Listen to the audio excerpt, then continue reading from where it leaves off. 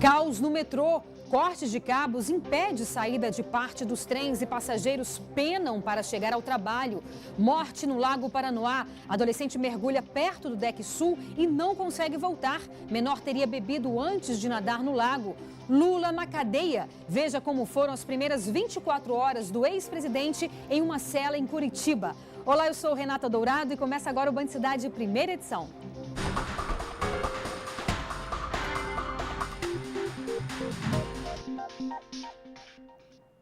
Foram reabertas agora há pouco as 10 estações do metrô que tiveram os cabos de cobre cortados. As principais hipóteses são de furto ou sabotagem. A Polícia Civil está investigando o caso. E olha, amanhã foi bastante complicada para boa parte das 160 mil pessoas que dependem do metrô, principalmente quem passou pelas estações Central e Arniqueiras. O aviso logo na entrada da estação Feira deixava claro que os passageiros não poderiam seguir viagem por ali. Mas essa era apenas uma das 10 estações que amanheceram fechadas nesta segunda-feira. Vou perder a aula hoje, pelo visto. Não vai ter como ir, né? Do Guará 1, do Guará 2, tudo fechado. O motivo é que durante esta madrugada, os cabos de fibra ótica foram cortados. A situação deixou os terminais de Arniqueiras e Central parados. Por conta disso, as faixas exclusivas da EPTG e da EPNB foram liberadas. Também estão livres as faixas do setor policial sul e da W3 Norte e Sul. Elas seguem assim até o fim do dia desta segunda-feira. A direção do metrô não soube informar o que provocou o corte nos fios. Prematuro falar em qualquer tipo de situação dessa antes da investigação da Polícia Civil. A Polícia Civil vai fazer a investigação, vai fazer toda a análise do local para que você possa entender se isso foi uma tentativa de furto, se não foi uma tentativa, se foi uma ação contra o sistema. Mas não são raros os momentos que os passageiros do metrô enfrentam dificuldades. Em março, eles tiveram que desembarcar na estação Águas Claras para seguir viagem em outro trem, porque o vagão apresentou instabilidade no sistema. O problema aconteceu 6 dias depois que um vagão saiu dos trilhos na chegada à estação Arniqueiras. Por sorte, ninguém ficou ferido. E para completar, existe a previsão de greve dos metroviários para a próxima semana. Você sai no horário já certo para pegar o metrô, para ir para outro local, pegar um ônibus e ainda está aqui uma hora dessa sem socorro.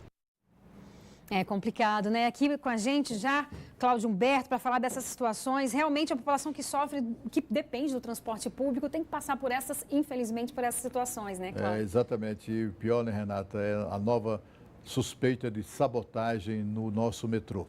Alguns poucos anos atrás, o jornal Correio Brasiliense documentou e denunciou uma articulação nas redes sociais de grevistas do metrô para sabotar os equipamentos, inclusive levando grave risco à própria população usuária do sistema. Naquela ocasião, a Polícia Civil foi chamada a investigar e não deu em absolutamente nada. Esperamos que desta vez agora a Polícia Civil investigue e chegue aos autores, porque sabotar transporte público, sabotar metrô é um crime muito próximo do crime de terrorismo. Com certeza. E olha, um recém-nascido foi encontrado neste domingo, ainda com cordão umbilical, em uma parada de ônibus lá no Riacho Fundo 1. Um segurança que passava pelo local ouviu o choro do bebê que estava dentro de uma caixa de papelão. O menino foi levado para o Hospital Materno-Infantil pelo Corpo de Bombeiros. Em nota, a Secretaria de Saúde informou que a situação da criança é estável e a equipe médica está chamando o bebê de Lucas. Nem sinal ainda da mãe. E o ex-presidente Lula está preso desde a noite de sábado em uma cela de 15 metros quadrados na sede da Polícia Federal em Curitiba. A PF autorizou a instalação de uma TV na cela e Lula pôde assistir a final entre Corinthians e Palmeiras pelo Campeonato Paulista. O primeiro café da manhã do ex-presidente na prisão foi trazido nesta van de uma empresa terceirizada pouco antes das 8 da manhã. Café com leite e pão com manteiga, o mesmo para todos os presos que estão na superintendência da Polícia Federal. Um comboio de 20 carros da Polícia Militar entrou no pátio da PF para reforçar a segurança. As ruas no entorno foram bloqueadas pela PM, que permitiu apenas o acesso de moradores e da imprensa. O almoço chegou às 11 da manhã nesta Kombi. As marmitas estavam armazenadas em uma caixa térmica.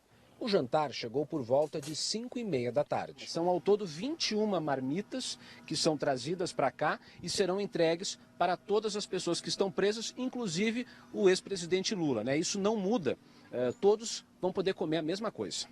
Você sabe nos dizer o que está sendo servido, amigo?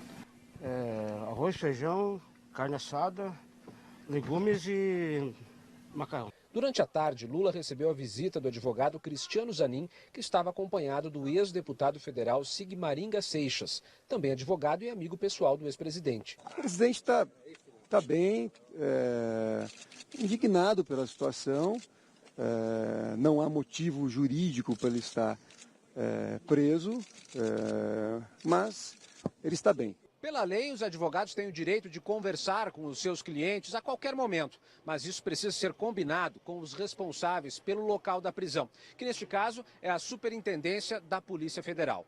A visita de familiares normalmente ocorre uma vez por semana, mas a defesa de Lula pode pedir uma autorização especial ao juiz Sérgio Moro para que o ex-presidente seja visitado com mais frequência. Lula pode receber roupas, artigos de higiene pessoal e alimentos, que devem ser antes vistoriados pela Polícia Federal. Nas redes sociais, o PT começou uma campanha para que seus apoiadores enviem cartas a Lula.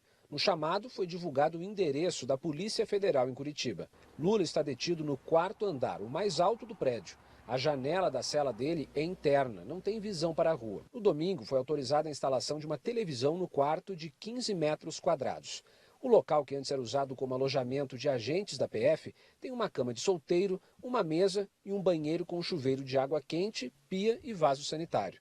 No despacho da prisão, o juiz Sérgio Moro afirma que se trata de uma espécie de sala de Estado-Maior em razão da dignidade do cargo de ex-presidente da República. No 2º andar estão outros presos da Operação Lava Jato que são delatores e, por estarem contribuindo com as investigações, não foram encaminhados para um presídio. Entre eles está o ex-ministro Antônio Palocci e o ex-presidente da construtora OAS, Léo Pinheiro. No mandado de prisão, Moro deixa claro que o local servirá para o início do cumprimento da pena, que é de 12 anos e 1 mês por corrupção e lavagem de dinheiro, no caso do triplex no Guarujá.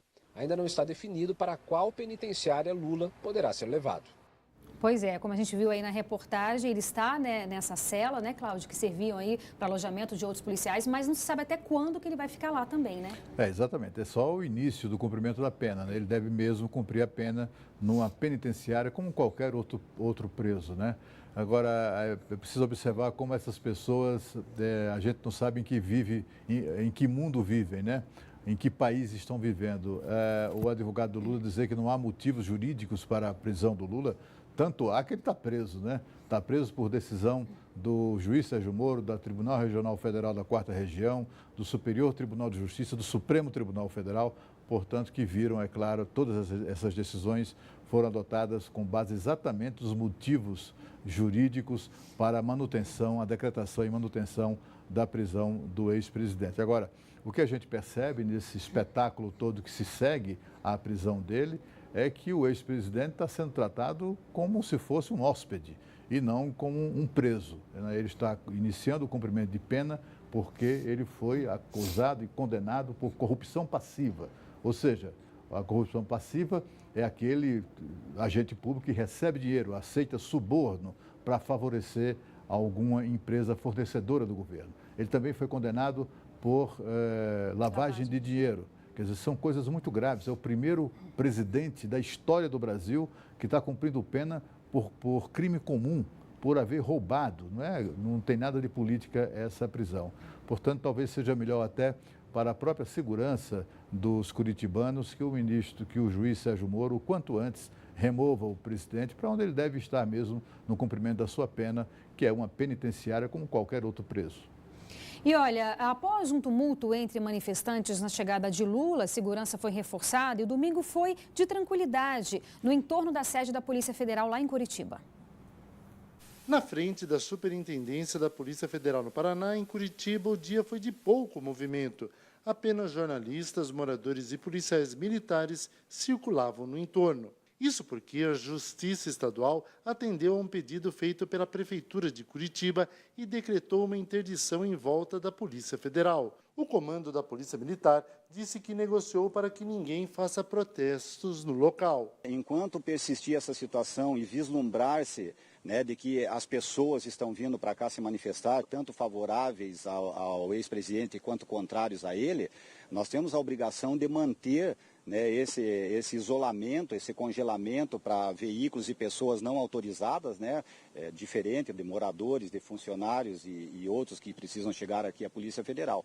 Por causa da interdição, os manifestantes têm que ficar a partir daquele ponto de isolamento. A Polícia Militar aqui do Paraná cercou o local, inclusive com a tropa de choque, para passar ou entrar aqui na região somente provando que é morador, policial federal ou trabalha ali na superintendência ou mesmo quem vai retirar o passaporte. O contraste neste domingo era evidente com relação ao que aconteceu no sábado, quando o ex-presidente Lula chegava de helicóptero para ser levado para a sala onde iniciou o cumprimento da pena de 12 anos e 1 mês de prisão por corrupção passiva e lavagem de dinheiro. A festa logo deu espaço a correria e tumulto. A Polícia Militar teve que intervir com bombas de efeito moral e balas de borracha. 8 pessoas ficaram feridas no tumulto, entre elas uma criança e um policial militar. Apesar dos ferimentos, todos passam bem. E você vai ver a seguir novos ministros do governo Temer. Moreira Franco assume Minas e Energia e Meirelles deixou a esplanada na sexta, mas o substituto ainda não foi nomeado. Band Cidade volta daqui a pouco, eu espero você.